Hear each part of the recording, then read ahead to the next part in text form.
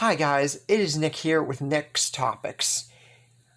I'm going to be covering my first topic video, which is, what if Shane from The Walking Dead was not killed by Rick? This is going to be a multiple-parter. Hope you guys are in for that. Basically, through the entirety of my YouTube channel, I'm going to be covering multiple Walking Dead and Dragon Ball what if topics. Basically, The Walking Dead will come first because, as I've found out, there is much more to explore at the moment with The Walking Dead. So, without further ado, grab your popcorn, grab something to drink, and let's dive in. We begin at the clearing, where Shane is about to put a bullet in Rick's back after staging the events with Randall. But instead of Rick about to kill Shane, he restrains him completely. But Shane still pulls a gunshot to a distant part of the valley, alerting the Horde, unbeknownst to the both of them.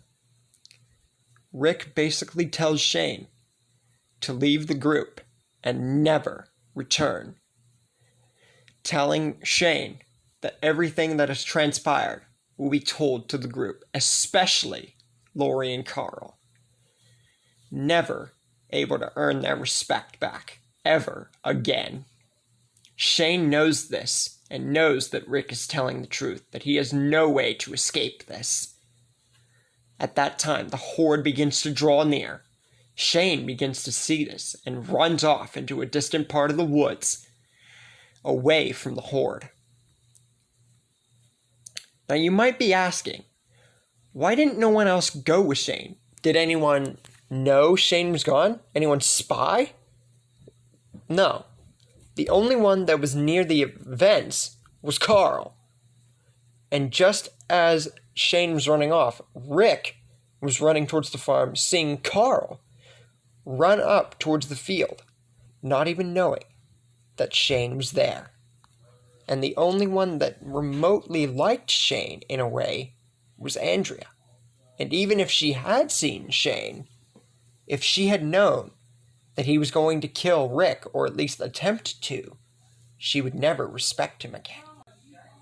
And since Rick did not kill Shane, the entire group would escape to the area which they had been in the original, and Rick would tell them that Shane tried to attempt to kill him. And he told Shane to never return. The group, especially Lori and Carl, understood Rick more. And Lori was less upset about the situation as she had been in the original, whenever Rick told her that he killed him. And Carl barely shed any tears. Meanwhile, Shane meets up with the governor. Now you might be asking, how in the frig does Shane meet up with someone like the governor? Well, I'll explain. Shane had run off to a distant part, a distant area away from the area that Rick and the others had ran, basically. So he would more likely be able to meet up with the governor than go to the area which the prison was in. He would go to Woodbury and find the governor and tell him all about what had transpired and warn him about Rick and his group. He would also see that Merle was alive. If you guys remember, Merle was alive in the original and met up with the governor. He would also eventually find the governor's zombified daughter, and basically tell the governor straight up that she isn't sick, that she is not a person, that all she does is kill. The governor would eventually have to accept reality, trusting Shane's word, knowing what he says is true, and do the murder himself. But he wasn't happy about it. As a matter of fact, he only raged at himself for not believing it sooner, for having to do it to his own flesh and blood.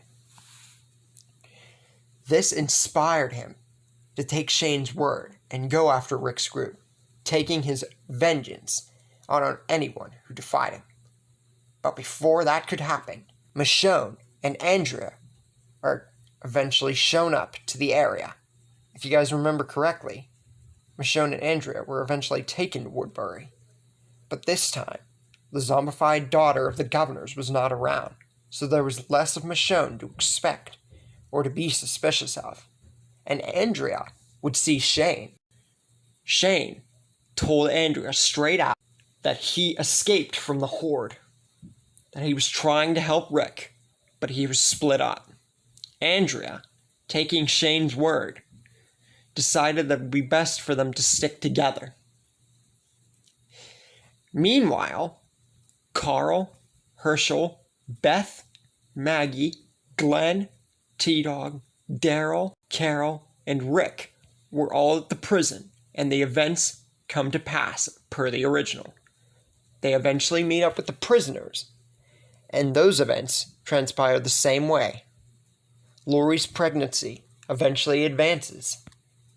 Herschel still loses his leg. T-Dog sacrifices himself for Carol. Eventually the events transpire more, and Laurie's pregnancy advances to the point where Carl is once again forced to kill his mom. Around that time, Tyrese, Sasha, Karen, and David arrive near the prison. Rick is getting into the savage self that he was in the original. Shane, the governor, Merle, Andrea, and Michonne, and some of the governor's soldiers arrived at the prison. Shane was the first to lay eyes upon Rick, out killing zombies and anger for the death of his wife. Meanwhile, Daryl finds Merle in a deeper part of the prison.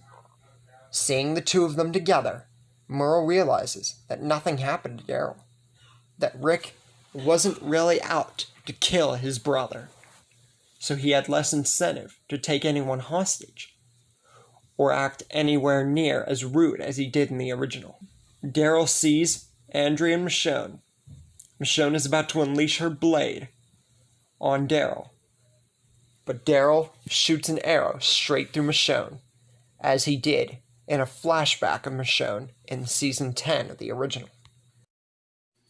Since Merle knew Andrea back in Season 1, he is more inclined to spare her life as Daryl is, since they both know she did this not of her own accord. Meanwhile, Rick and Shane are in a fight, but the fight is one-sided. Rick is so angry over the loss of Laurie that he begins to pound on Shane mercilessly. Carl sees this and yells at them both, saying to both of them, "What are you two doing? My mother is dead. Don't you care?" After hearing this, Shane has the same mental breakdown, and the fight doesn't become one-sided anymore. The two of them get into a battle of epic proportions, both not holding back a single punch. Eventually, the two of them become even more weaker with each blow, and it looks like it could have a tied match. Carl restrains them both by shooting them both in the leg, yelling out to both of them, "My mother is dead, didn't you hear me? Why are you two always fighting? You were best friends before all this. Since my mom's dead, can't you two make up and be friends? There's nothing to fight over anymore." Hearing Carl's words and knowing that the boy is right, Rick and Shane both stand each other up. Shortly after, they find Judith, who is still around, believe it or not, and they all work together to find a way out of the prison and save the others. Meanwhile, Daryl and Merle have killed the governor with a surprise attack from Merle, and Daryl putting out the governor's lights. With the group bigger than it was originally,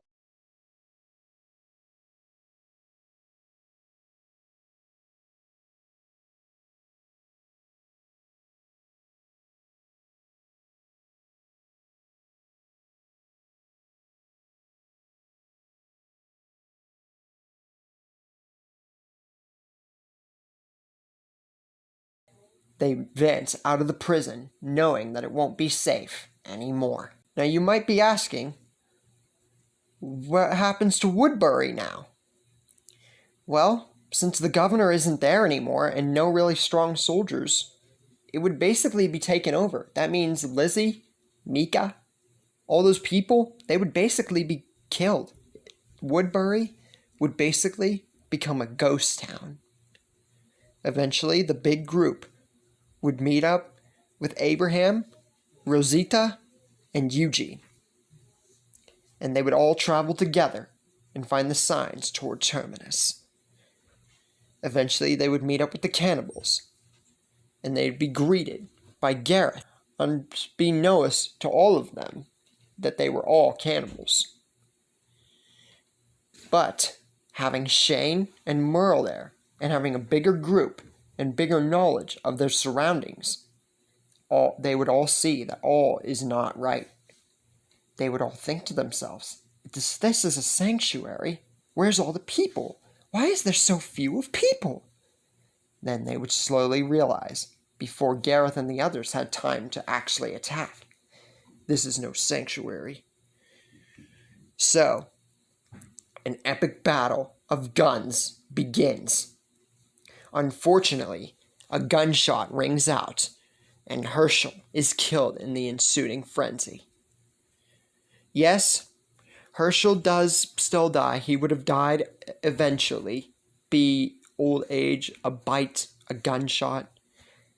In the original, he lived to the governor, which was impressive, but we all knew that he was going to die eventually. It can't be very well happy ending. Even if he had survived the cannibals, he would have died like not even close to Alexandria. Dale didn't live that long in the series either, dying in season 2. Anyway, after Herschel's death, Beth and Maggie load down on the rest of the cannibals, including Gareth, and kill them all, not leaving a single one to be spared. Eventually, Carl and Rick split off in search for other supplies, medicines, etc., etc., and meet up with Morgan once again, except this time, no Michonne, but Morgan's still refusing to come along. Eventually also, they would meet up with the Claimers. Glenn, Abraham, Eugene, Rosita, Tyrese, Sasha, and Carol would low down on the Claimers, but unfortunately, one would not make it. Andrea would be killed by one of the Claimers as a hostage, living longer than she did in the original. Eventually, they would also meet up with Gabriel at his church. And the events leading to Washington, D.C., and from then on out, were relatively the same, just like the original. Until they meet up with Aaron, and eventually be brought to Alexandria. And that is where I'm going to stop. Hey guys, it is Nick with Nick's Topics, and I am back with another topic video. Today I am continuing to talk about the topic that I'm on right now. What if Shane was not killed in The Walking Dead by Rick? Now, I hope you guys enjoyed my last episode. I'm going to continue doing these every Tuesday, like I said. Kind of did this all last minute, kind of. So, sorry if it came out a bit later. That's my bad. I kind of procrastinated. Also forgot. Also, I got other YouTube channels. Just started actually another YouTube channel. Yes, I have 1 million YouTube channels. That is not changing. As always, I'm going to post the links for all my other channels in the description, so that way you guys can go check them out. Now to the matter at hand. Today, we're going to be on the second episode of What If Shane Was Not Killed. So here's the whole premise. Shane being alive changes The Walking Dead forever.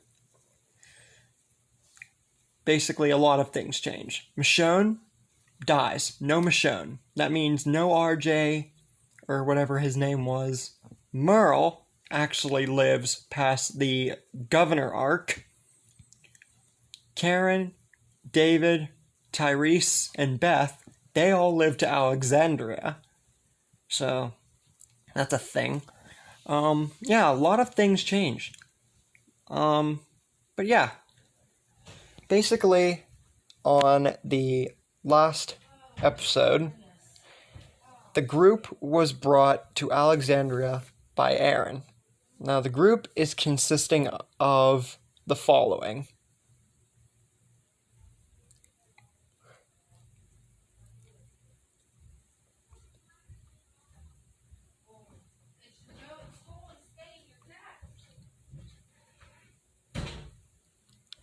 Okay, so that is who the group is. So now, with the group being a heck of a lot bigger, there's more speculation on if the group can be trusted or not. But after being interviewed by Deanna, like in the original, she gets an idea of what happened to the people and like what their stories are and stuff. But this time, like I said, Tyrese, Beth, Karen, David, Merle, and Shane, they're all out to Alexandria. New interviews, new people. Definitely more speculation. And more time needed to trust them.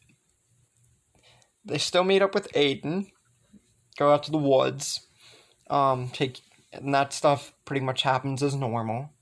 And Rick and Shane are actually the ones that are given the cop jobs.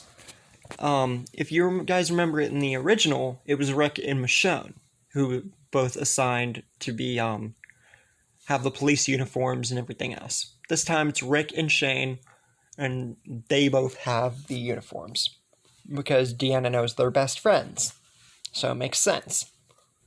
The whole issue with Jesse and Pete still happens. This time, Rick is not the one to beat Pete to a bloody pulp. Shane is. And you want to know what actually happens? Shane kills Pete. He does not go and just beat him up like Rick did. He kills him. And he is about to be stopped, but Shane basically lays into them the same way that he did in Season 2 at the barn. And just before someone is about to stop Shane, Rick backs him up and tells everyone everything about what transpired and that Shane is right, that Pete was a menace. And eventually, Jesse has to speak up too and realize that, yeah, they're both right. And realize that Shane was right to kill Pete. So that also means, since Pete is dead immediately, that means Deanna's husband gets to live. He lives farther. And basically, the group is immediately, like the whole Alexandria place is immediately, like, they know what to do. Immediately.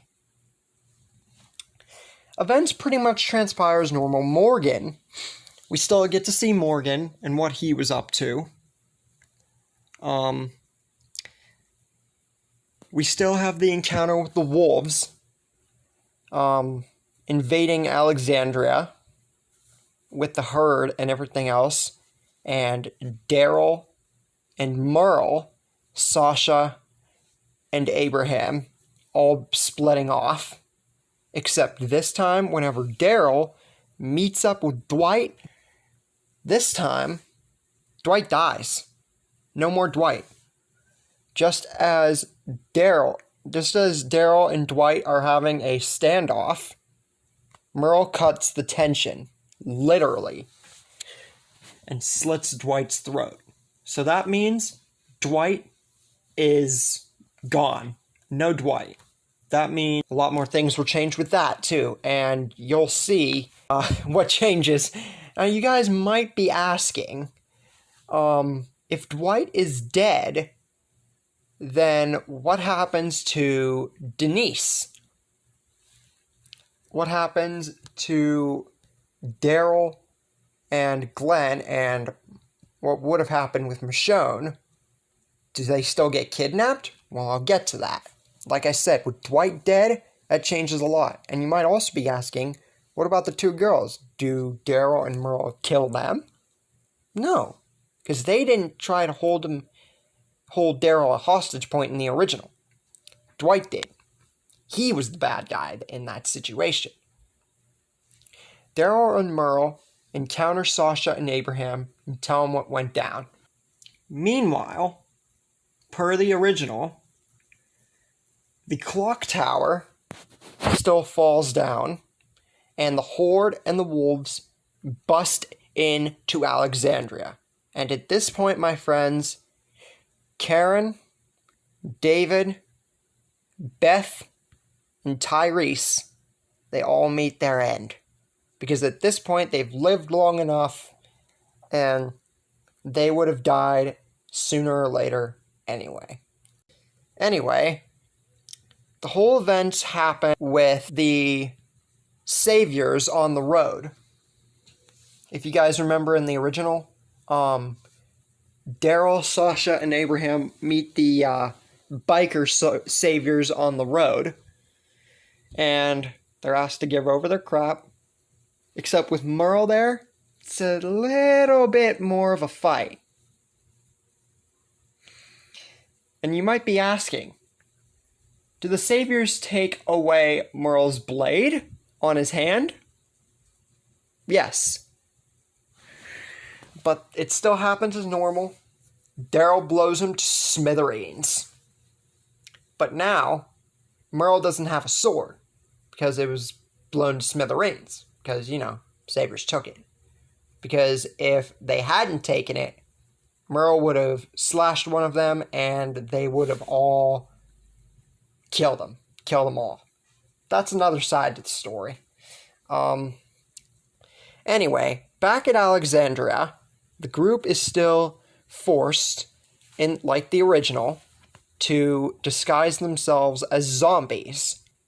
The events happen as normal with Jesse and Sam, with both of them dying, and Ron about to kill Rick, per the original. But this time, even though Michonne isn't there to stop him, Shane does. He kills Ron immediately. And by this point, Shane's pretty much grown back his hair, like you saw in season 1. He's grown back his hair. He kills Ron, so you know what that means? That means that Carl gets to keep both of his eyes. For now, at least. He has both of his eyes, and basically everything goes as normal. They still meet up with Jesus. Still get to go to the hilltop. The fight with Ethan still happens, and he is killed.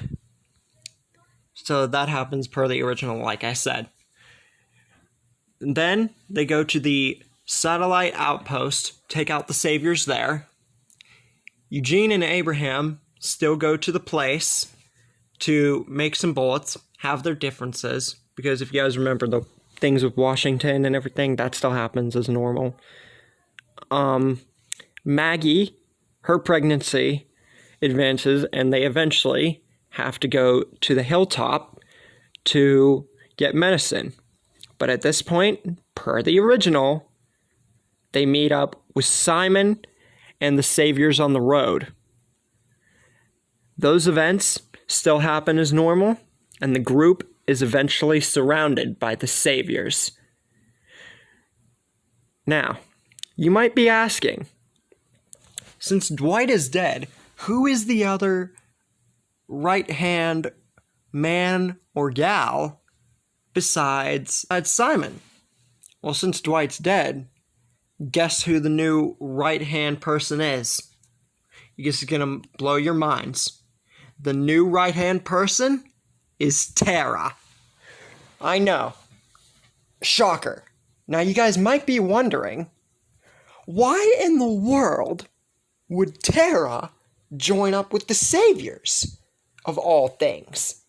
It's because she never joined up with the governor. She was still in her home. The only reason that Tara joined with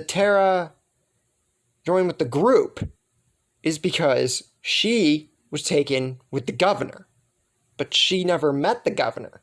So if the Saviors met Tara and she was all alone, or like something to that nature, Negan would likely see her resilience like similar to Michonne. All the strength and all of that spunk and no strength to use it. Basically, that sort of thing. So Tara would be the one to put everyone on their knees, just as Simon. Then we eventually meet the big man himself, Negan. And that is where we are going to stop.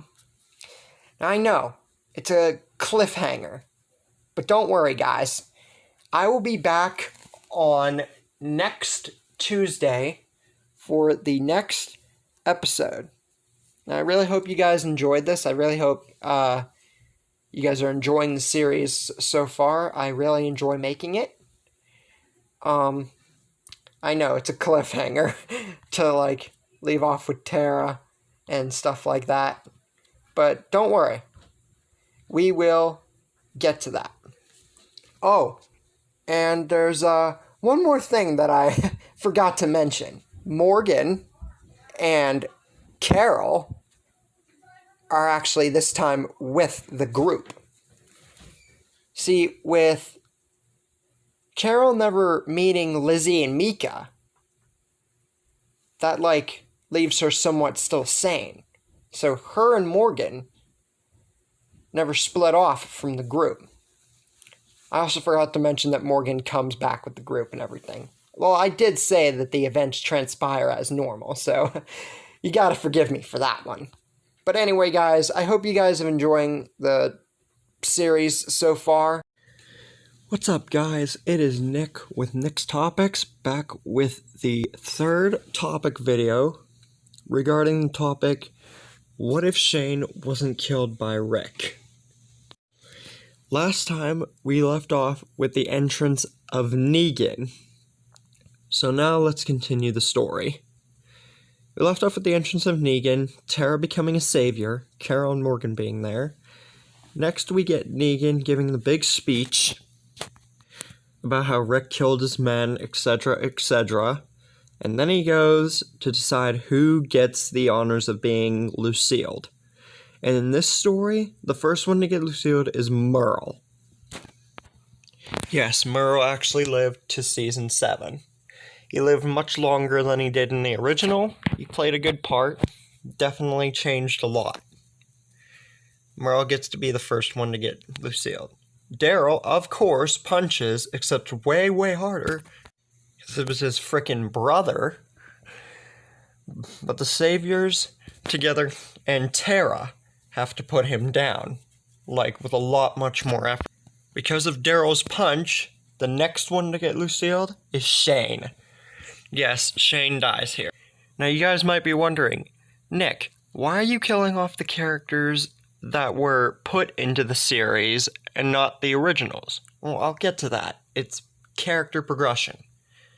Anyway, this leaves Rick pretty much in a state of shock, disbelief, and anger. He might have had his things with Shane and never truly liked Merle, but they were both valuable friends. Shane was his best friend, and he had just watched him die. Rick charges at Negan with utter frustration and rage, but that doesn't go down so well. And because of this, Morgan dies next. Because let's be honest, if Morgan was there, if Carol and Morgan were there, Morgan would likely die, and if Rick or someone else had retaliated just originally a second time, someone else would have died. After Morgan's killed, Rick and Daryl are both taken as prisoners. This also means that Abraham, who was meant to die in the original, and Glenn both survive, which is definitely character progression. So Glenn goes with Maggie to take her to the hilltop, while the rest of the group goes back to Alexandria to break the news to Gabriel and the rest of the crew. With his father captured and his pretty much father Shane killed, this leaves Carl much more in a desperate mood for revenge. He isn't going to be the one to immediately go for peace like in the original. Also, he still has 2 eyes. So he immediately tries to go about making a plan. He basically becomes the group's leader. He immediately goes about to make a plan to get his father back and kill Negan. But before they can go the separate ways to all the other locations, they still have to deal with Negan coming early to get the stuff the first time from Alexandria. Afterwards, after Negan leaves, Abraham, Eugene, and Rosita all go to the kingdom to try and get their warriors. And they meet up with Ezekiel and Shiva. They all see the bizarreness in Ezekiel playing a little make-believe king, but tell him all about Rick and Daryl getting captured and 3 of their friends dying. In the original, Ezekiel was more hesitant to go about fighting the Saviors, but after hearing about friends being captured and 3 of them being brutally murdered, he is more obliged to help.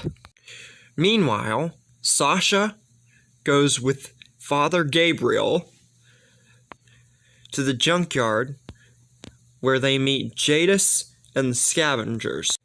They are at first met with resistance, but after Gabriel and Sasha break down the story, this still doesn't persuade them.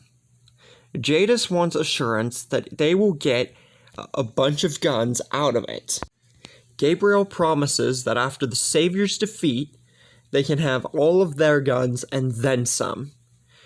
Jadis agrees to this, and so do all the scavengers, so they're on board too.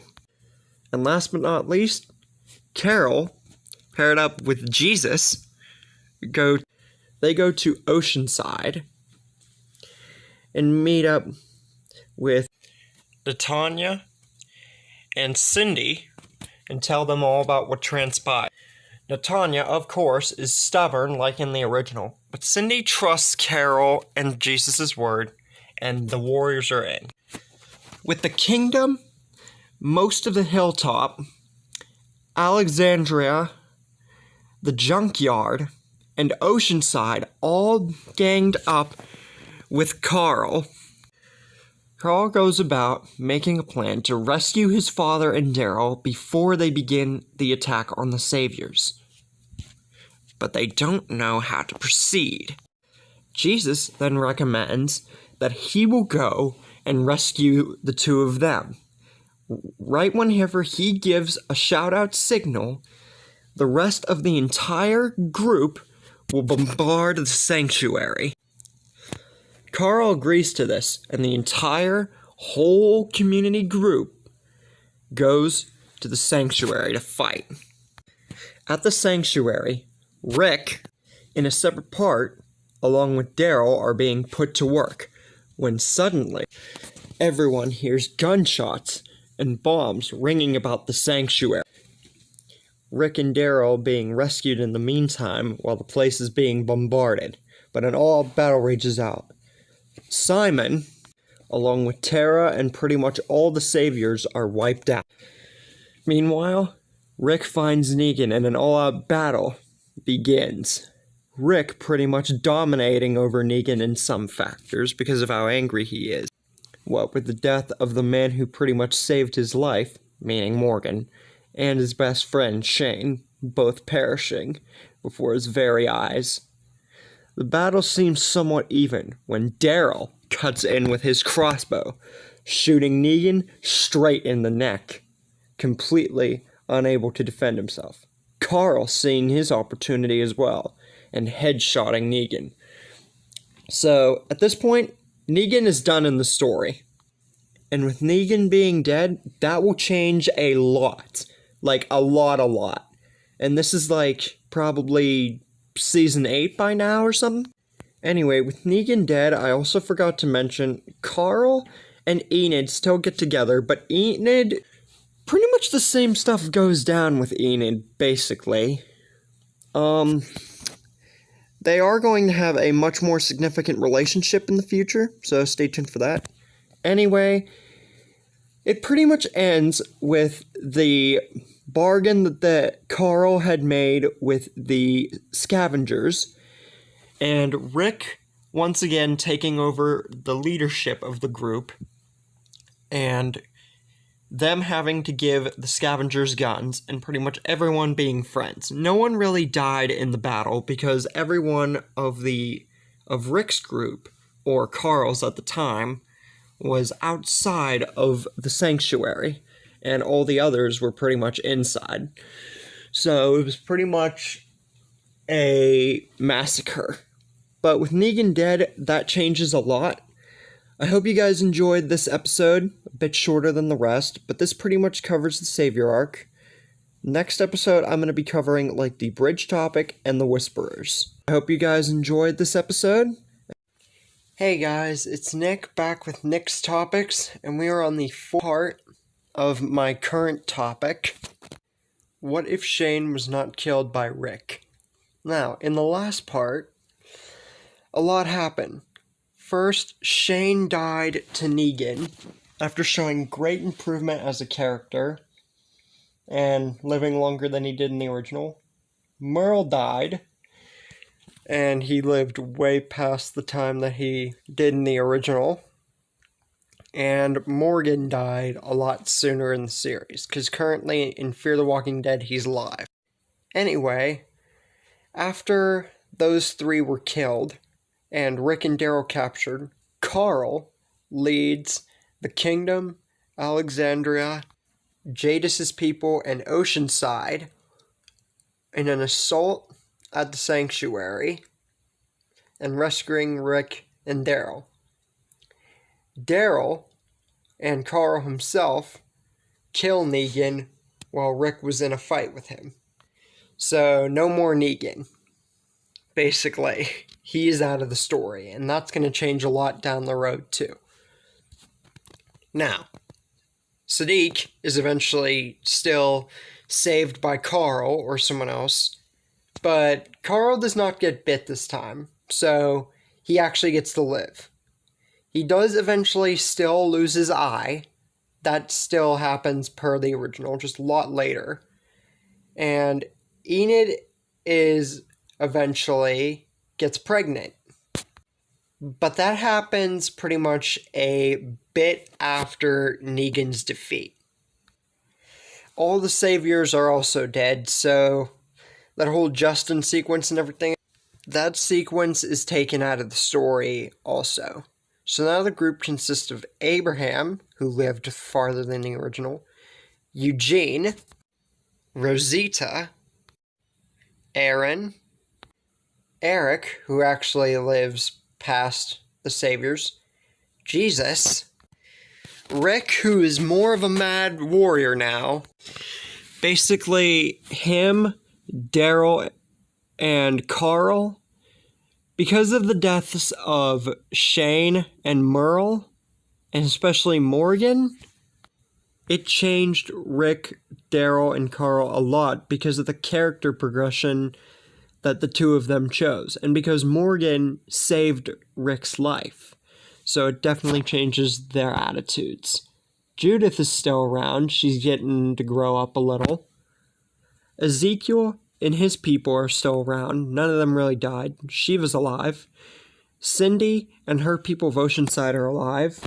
And since Jadis still has her people, she has less incentive to fly away.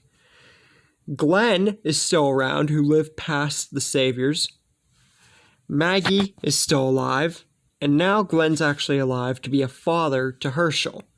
Now, events transpire as normal, except this time whenever they see the bridge is knocked out, even with the Saviors gone, there's a lot of people to fix it, which means there's no sequence of Rick shooting it. So Rick actually lives longer. Now, I know it wasn't confirmed in the series that he is dead. We all know that he's still alive, but this means that we get to actually see him up close and personal for a longer point in the series. Especially Carl, too. Aaron still loses his hand whenever it gets crushed. And like I said before, Jadis, with her people still around, has less incentive to want to alert a helicopter or whatever to go where she thinks is safe. Her people are still around, so she's more of a happy person. She got the guns from the Saviors and everything, so her and Rick actually get along. 6 years go by. Rick is a bit older now. Still a mad warrior to no end, like he's always been. Carl and Enid now have a kid. For the sake of the story, we're going to call him Carl Jr. Because we never got to see their kid. Carl and Enid have a kid. So there's no actual proof that they did. So I'm just going to go out on a limb and say if Carl had lived, they would have had a kid. So let's just go with it. It's going to be a boy, and he's going to be called Carl Jr., okay? Daryl is actually around the group since Rick is still around. He has no reason to leave the group. Judith is growing into her young girl ages, and the hat is still passed on from Carl to Judith just 'cause. Yumiko's group still is brought into the story, and the whole sequence happens where Rosita and Eugene go out, except this time Abraham's around. Eugene still injures his leg, and now the three of them together are forced to hide in the mud from who we know as the Whisperers. Jesus, Aaron, and Daryl all go to rescue Eugene, but here's a twist. Instead of Jesus biting the dust here and getting killed by a Whisperer, Abraham goes out. Yep, this is where Abraham finally dies, sacrificing himself against the Whisperers. And just like in the original against Negan, after Abraham's death, Rosita is determined to find the secret to the Whisperers and get her revenge. And that's where we're going to be ending things for right now. I know it's a shorter part than the originals, but I figured Abraham's death would be like a great twist to end off this episode. Shorter than the originals, I know. But I promise you guys the next few episodes, because the series is still going on, believe it or not, we still have to get past the Whisperer part. Just because Negan's dead doesn't mean that's the end of the series. Plus, we still have season 11 to come out next February, so the series will still continue. Anyway, that's it for this part. Hope you guys enjoyed. What's going on, guys? It is Nick, back with Nick's Topics. I'm back with my 5th topic video, and today we are talking about part 5 to the current topic, what if Shane was not killed by Rick? Now, Shane is no longer with us, unfortunately. He was killed off in part 3 by Negan. He showed a lot of character progression, and I'm proud of how the story went with my analysis. Anyway, last time Eugene was killed by one of the Whisperers instead of Jesus in the original. Now the group consisting of Rick, Carl, Jesus, Rosita, Aaron, Eric, Daryl, and Eugene. And you guys might be asking, where's Judith? Why didn't she go with Rick and Carl? It's because, since there is no Negan, she was asked by Rick and Carl to stay behind in Alexandria and defend it. Now, we leave off with the group, as I said who it's consisting of, going on the bridge and meeting up with the Whisperers and the zombies there, killing them all, and seeing Lydia for the first time. Now, Carol and Ezekiel are still a thing. That didn't change, but it just happens later in the series, basically. Henry is still around, but he is less of a fighter because Morgan died early and didn't get to teach him with the pole and everything. Lydia and Henry's relationship is the same as the original. Everything pretty much goes the same then. We get up to the point of the Whisperers meeting up at Hilltop and wanting Lydia back, per the original. Now, instead of Daryl, Rick is there and decides to make the deal with Alpha to trade Lydia for Luke because Alden died at the Sanctuary. Rosita is held back because she was ready to shoot Alpha for killing off Abraham, but she's held back by the others. Happens in the original that Henry and Lydia go off into the woods by themselves. Daryl and Connie they go after them like the original, and Henry is captured by Beta, per the original, and Lydia is still forced by Alpha and Beta to kill Henry, but doesn't. Now comes the fight with Daryl and Beta, per the original. Daryl in this story is actually an even match against Beta, if maybe a little bit stronger. So he almost kills Beta after having a knife battle with him and then throwing him in the elevator shaft. He almost kills him that time. After that, the rest of the events of the story play out quite the same until, get ready for this climax, guys, we get to severed heads on a pike scene. Now, there is no Tara, so she's not around.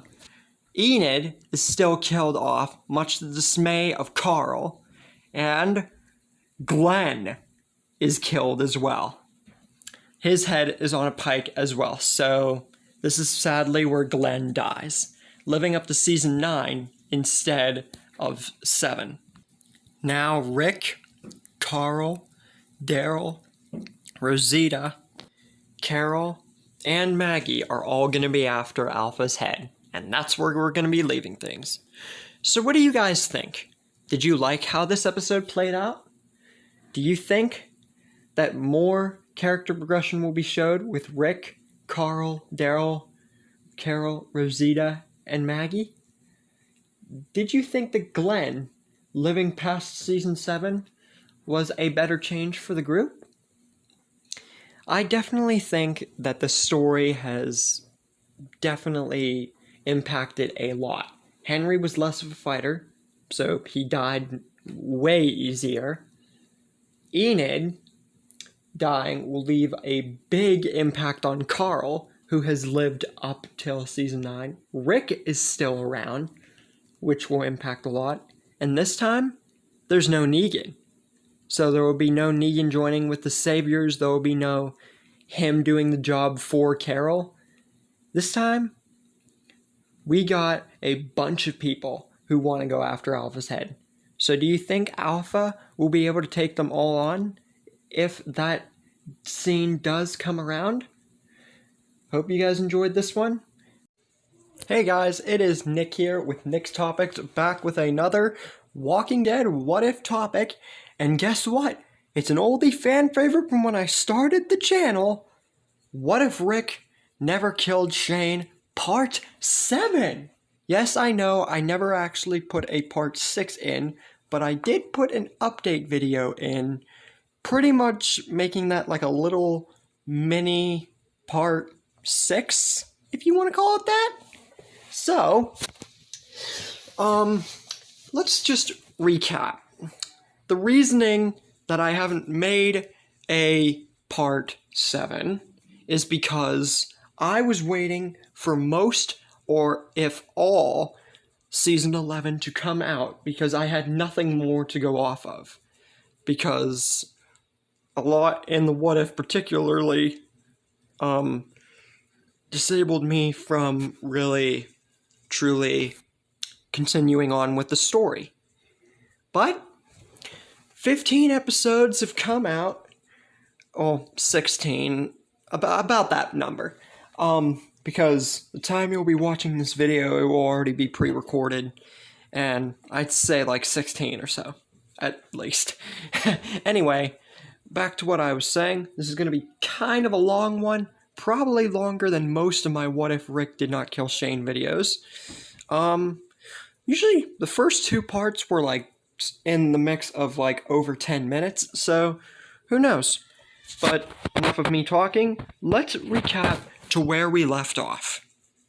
First and foremost, the main element of this story, Shane is dead, dying in part 3 to Negan's baseball bat at the lineup.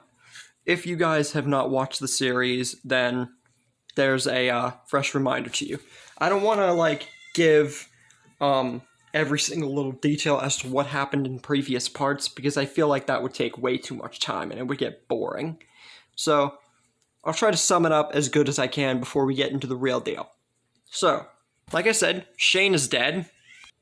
Negan is also dead, which changes a lot, making season 10 and season 11 obviously much shorter because there's less to go off of since Negan was like almost the primary focus for season 10 and part of season 11. So with him out, that changes a lot too. And because of the Whisperers and Saviors being dealt with so easily, all the communities, Hilltop Kingdom is still around, Alexandria is in much more good shape, as well as Oceanside. So all the communities are in good shape. Now last time, Rick, Carl, Maggie, Rosita, Daryl, and Carol all took out the likes of Alpha and all the other Whisperers with a lot more backup on their side than the original story. With a lot more characters being alive, this would be much easier, leaving the entire group with much more rations. The rest of the group consisting of Lydia, Sadiq, Judith, Aaron, and Father Gabriel, like I said, with much more rations and much less likely to die of starvation or to go into, have to find more rations, as hard a journey as that was in the original if you've seen season 11. Now there's something else we need to bring up. Because of Jadis and her group surviving all of them until about the time where the Whisperers attacked, she didn't want to switch someone in to get into the city, and so she pretty much, and her group, they pretty much, like, they weren't with the group, but they at least kept themselves, and they didn't try anything funny. Sorry, I stuttered over my words there. They didn't try anything funny, so they were at least a respected part of the group.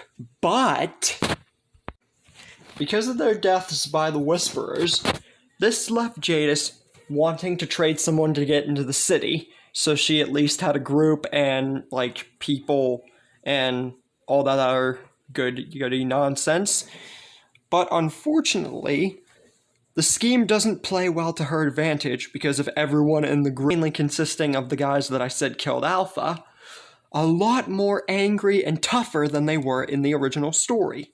So Jadis' plan ultimately backfires and she is killed off. No more Jadis.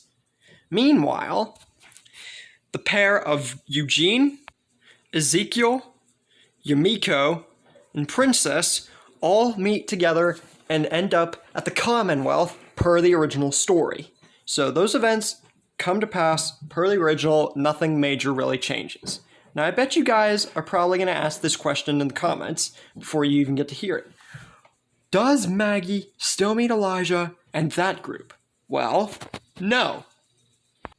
Because of Glenn dying a lot later than he did in the original, and because of the fact of Negan and basically Alpha being dead, Maggie is, like, still definitely upset over her husband's death, but she's with the group because a lot has changed, and she's easily comforted by the fact that she, at least, her and her husband, he lived for a longer time, and her enemy that killed him was dead, so she was less likely to want to leave. Plus, they had bigger rations and less likely to die of starvation, like I said, so this would definitely allow her to stay with the group.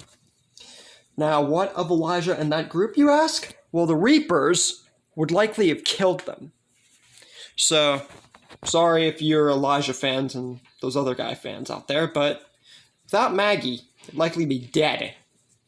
Now, something I forgot to talk about before. Virgil and his meeting with the group and everything like that. This is a drastic change in the story because of one thing.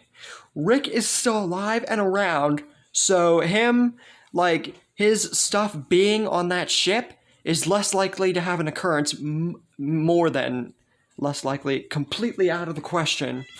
And I bet that he would still go to the island anyway, to Oceanside and everything, to try and get materials and stuff like that for his supposed alive family. Because of Rick still being around, he chooses to go, the leader of the group, taking his leave of the group much later than he did original. Well, he didn't. He pretty much almost died in the... So it wasn't really a choice then. Well, he did choose to blow up the bridge, but that's beside the point. He chooses to go with Virgil, and that would also change a lot too, because we would get no Virgil and Connie scene, because Connie's still alive and with the group. Now, with all that out of the way, we get on to the main focus of this here what if. The Reapers. They don't meet near the tunnel area like before, and also, Daryl and Leah never met because Daryl was still with the group. So they had no, like, qualms being in a relationship or not.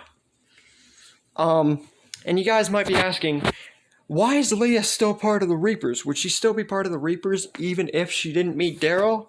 Well, I think most likely. They would find her, they would save her, blah, blah, blah. I think that that would definitely still occur per the original. But like I said, the group was definitely had a lot bigger rations, so them going into the tunnel and then going out and meeting the Reapers, they would meet, but just not in that fashion because of what I just said. I don't want to repeat myself a bunch of times. Now, Daryl, he does not get kidnapped this time by the Reapers. Sadiq does. He encounters Leah at the passageway where Daryl found Leah and then got surrounded whenever Dog went missing. And he gets interrogated, but ultimately doesn't comply and is killed off. Meanwhile, the rest of this, I was about to say savior. The rest of the Reaper fight goes per normal, with Carl staying behind instead of Aaron to protect Judith and the others. Because remember, in this story, him and Eden have a kid, Carl Jr., which I don't have a picture of because they never had a kid. He also wants to stay behind to protect Judith because, you know, he's the big brother. So he stays behind instead of Aaron, and the rest, there is no, like, the Whisperers surviving because the Whisperers were promptly killed off, so that's less of a problem. Also, meanwhile, all the Reapers are killed down to a select few, and it goes per normal, with the Reapers all getting killed off similarly to how they were in the original, up until we get the scene with Carver. The chase scene with him still pretty much goes down per normal, with Maggie still there as the ringleader, but this time accompanied by both Aaron and Father Gabriel. Now the fight goes pretty much how it did whenever Negan and Elijah were her backup buddies, and the three not being able to do jack against Carver. But Aaron's metal hand did catch him off guard at first, but still no match for him. With no Negan to put sand and bring the bell on Carver, the three are about to die. That is until Daryl steps in just in time and crossbows Carver in the head, promptly finishing off one of the most powerful Reapers that there are. Also, meanwhile, Rosita, yes, she's with them, paired up with Lydia, who's actually fighting the Reapers, is in a heated battle, or are in a heated battle with Leah, another Reaper, and Pope himself. Now the two are able to hold their own, promptly killing off the Reaper. Not all their names were discussed, so I just say the Reaper, sorry. And they are fighting against Leah too, but they have already exhausted a lot of their strength, and the two are about to die. With Pope also leading the charge, going tyrannically at the both of them. And they're both about to give out, even though Rosita is a pretty much champ at fighting. Two are about to die until a gunshot rings out, shooting straight into the back of Leah's head, killing her off.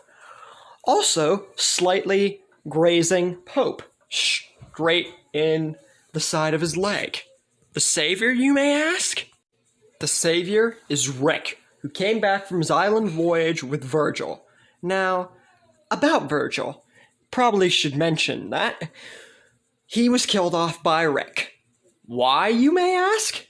Well, whenever Rick went to the island with Virgil, he right away sensed that something was wrong. And after slowly piecing it together, he kills Virgil, not even allowing himself to be trapped by Virgil, rescues the people there, and then makes his way home. This would all occur kind of after or between the time that the Whisperers were still a thing. Well, obviously after, because Rick was there to probably kill Alpha with the others. So that's why he took so much time to get back, but he made it just in time to save Rosita and Lydia. Pope, in his last moments, even though just grazed, because he knew he was probably going to die, tries to make a little monologue to Rick about God, and I'm pretty sure that we know that Rick wouldn't get into any of that, and he would promptly, boom, kill Pope, and the Reaper threat would be over. Not even Leah would be alive for this story, folks. Now, with the Reapers out of the way, we get to the time skip of the Commonwealth arriving at Alexandria, with Eugene, Ezekiel, Yumiko, and Princess all in tip-top shape, well, Princess being a new addition. And that's where we leave things for the moment. Now, I know, you'd be expecting this to be like a finale to the great season or what if that started your entire channel and everything else. Well, unfortunately, I can't do that because few reasons. One, that's all I could think of. Two, the rest of season 11 still has to come out before me to even get a remote idea of where to continue with the series. I was lucky to even have these ideas to go off of. I literally had to wait for season 11 to at least go through 15 episodes to even get a remote idea on how to continue. And you guys must admit that even without Negan being in the series at this point in time, in this What If, I still went off on a long journey with this one, probably being my most freaking edited video ever. Unless, well, what if Rick didn't kill Shane regarding? Because I'm sure I've made longer 15-minute, 16-minute videos before. Now, I will possibly think of ideas, since this would only roughly be around episode 9 of the Walking Dead. So I could probably maybe think of making a part 8, but that would probably be it. I'll think more into it. Some part of me wants to just wait, but also I don't think that... I think we're at least going to get like 23 or 22 episodes of season 11, so I'll definitely consider it, but that's where we leave things at the moment. Yes, you read the title right. This is the finale to probably my most influential series and What If on this channel, besides What If Negan Met the Governor. The finale to What If Rick Never Killed Shane. Hey guys, it is Nick here with another Nick's Topics Walking Dead What If topic video for today. And today, we cover the end of What If Rick Did Not Kill Shane in Season 2 of The Walking Dead. Now you guys are probably wondering, along with my What If Rick was saved by the Reapers, why did I make this before Season 11 came out? Like What If Rick was saved by the Reapers, I looked back at the content that I put on for this What If, and I realized that the material that I needed to make this finale was already there. Like the character development and everything, I just needed to make it... I just needed to think more on it, but I couldn't let myself do that. So today, let's get into it. Now, Shane was a very important character. He was above everyone else in The Walking Dead in terms of his fortitude and how he looked upon The Walking Dead, or, you know, The Walking Dead universe. But there's a thing that stopped him from being a part of it longer. Lori. Lust for revenge and wanting to be the only one fit to lead a group. Not letting Rick have any say-so. But what if he were to not be killed by Rick? That's where this what if comes in hand.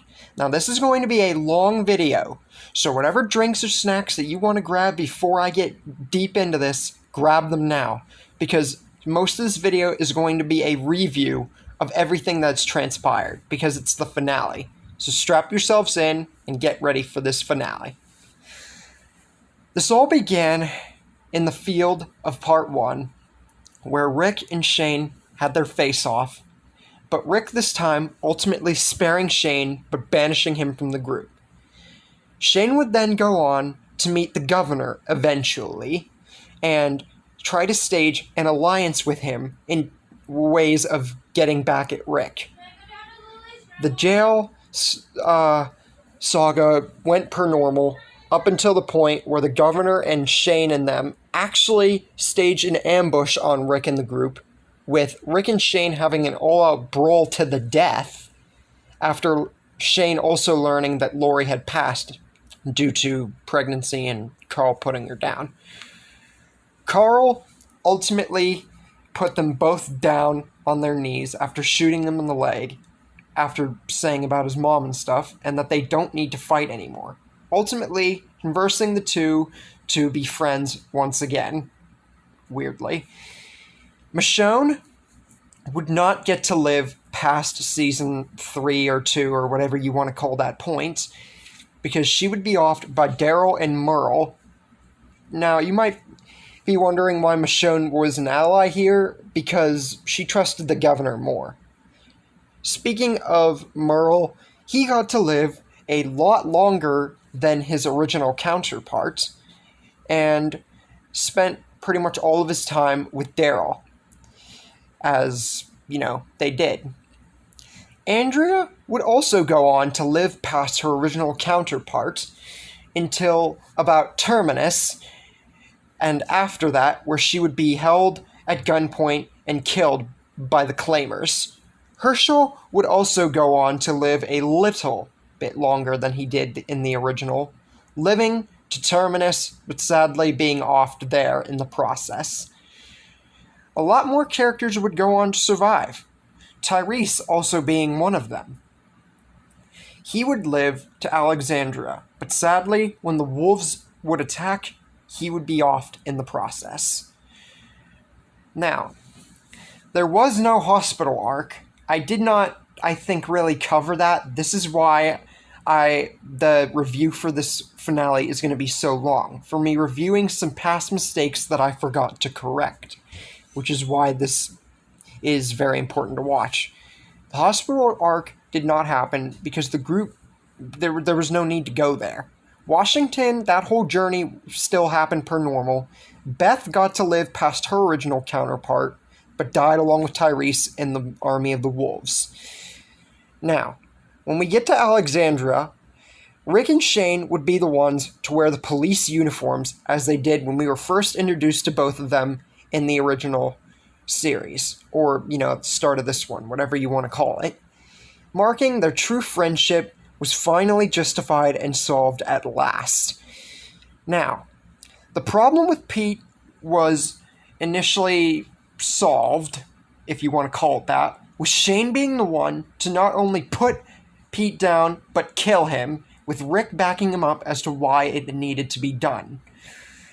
Now, for Deanna and her husband Reg, I did mention that Reg lived, but I didn't mention what happened to the both of them. I will correct that here. They would ultimately be killed amongst the whole wolves and the whole zombie army whenever the clock tower fell. I forgot to mention that, but they would probably die around that time anyway. So there you go for that clarification. Now, when Negan pops up, like I said, I'm trying to make the review as short as possible to get to the main point. Just to answer any questions that you guys might have had while I made these parts. Now, when we get to Negan, a lot happens, and there's a lot of people missing. For one, Tara is in place instead of Dwight, with Daryl and Merle meeting Dwight and Sherry, but ultimately Dwight dying in the woods because Merle's there to help. So Tara is the new helper. A lot of people were confused by this, but Tara was the strongest out of her family. So I put her in the place of surviving and Negan eventually finding her, with her being the new right-hand gal, or whatever you want to call it, in place of Dwight. Now, sadly, Shane, Merle, and Morgan here all die with Negan's bat. Now, some people did not quit. A lot of people, surprisingly, questioned Shane's death here as a curveball, but not Morgan's or Merle's. I get it. Shane's the main point of the story. I get that. But, you see, he would probably die with the group here regardless, which is why I threw him that. I didn't do it just to get him out of the way. I did it because it was logical. And as for Merle and Morgan, well, I threw in good reasons behind their deaths as well. It was retaliation from Rick and Daryl that caused it. But Shane, his influence still stuck with the group, even if he was dead. And I'll explain more on that later.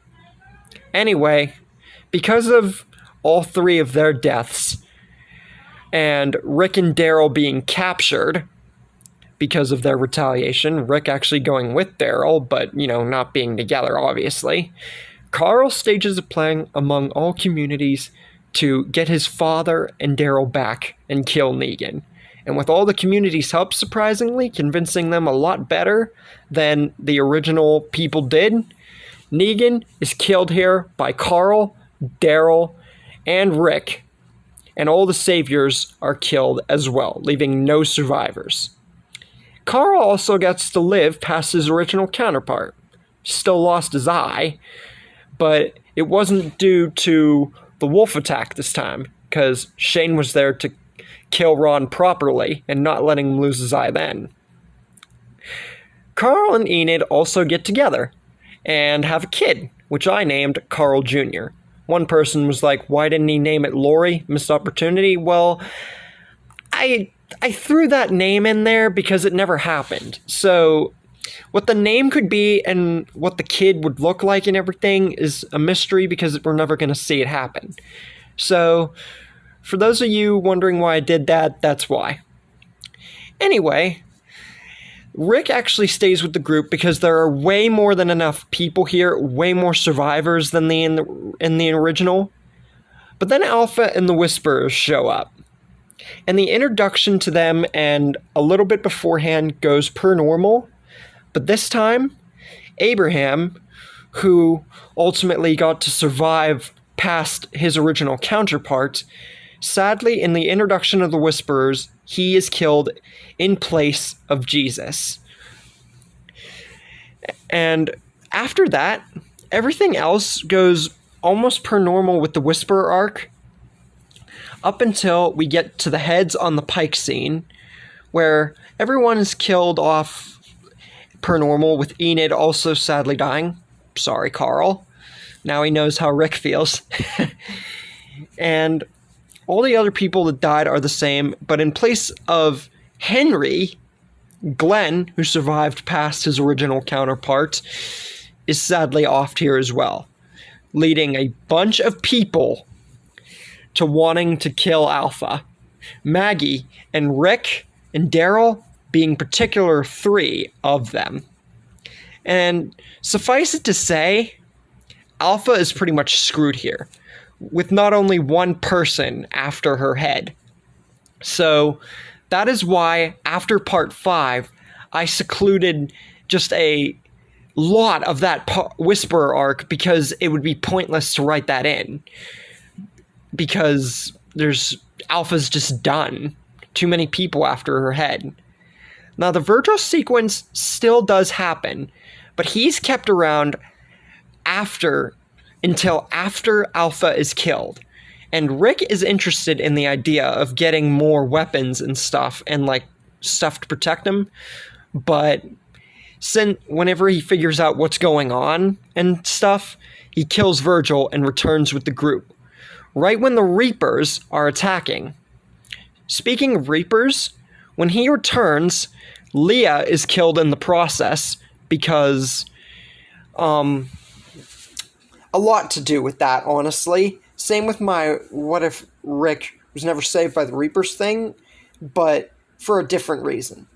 Daryl and Leah would have never met, because Rick still stayed with the group, so Daryl would have never gone out to look for him, which means the both of them would never have met each other, and, that stuff. So all the Reapers are initially killed. Now, we go to a few other survivors. Jesus, who lived past his original counterpart because Abraham died in his place, and Sasha, who lived. And now, I'll be listing off everyone who survived after that.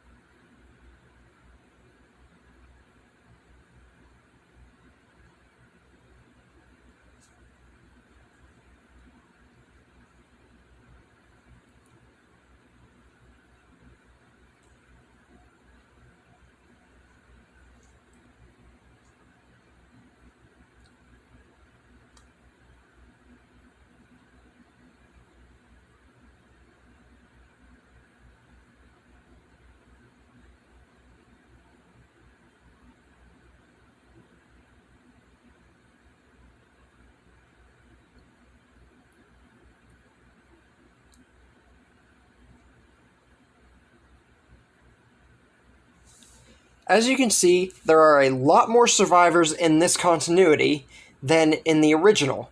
And that brings us to the last place that we left off, the Commonwealth.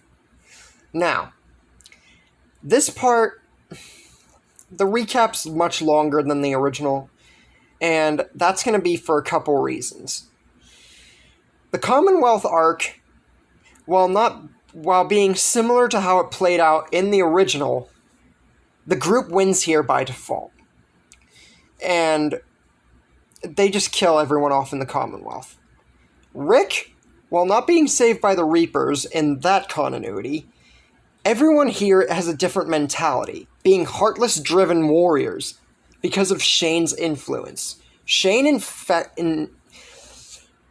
a big part of everyone's development here, and Rick would see, with everything he's been through, and just Shane's influence as well, him getting killed, and Daryl also being heavily suspicious, and Maggie and stuff, they would not be in any inkling to want the Commonwealth to be like telling them what to do and everything like that. Now, because of how many more survivors in the communities that there have been, the Commonwealth, while having great numbers, would be helplessly outmatched here. Much more so than my what if Rick was saved by the Reapers, because there are so many more people here that the Commonwealth, just shortly after they arrive, are just gunned down helplessly and are ultimately killed in the end. With nothing else to happen, that's where The Walking Dead would end. Like I said, just like my what if Rick was never saved by Reapers, or what if he was saved by Reapers, this seems like an abrupt, stupid ending, especially how long the recap was. But, like I said, to explain on Shane's perspective, although many of you might be sad that he died in Part 3, his influence never left the group. With him being alive longer, this made the group even more heartless and driven to not trust anyone, to only believe that protecting their family was all they needed to worry about, any point able to them.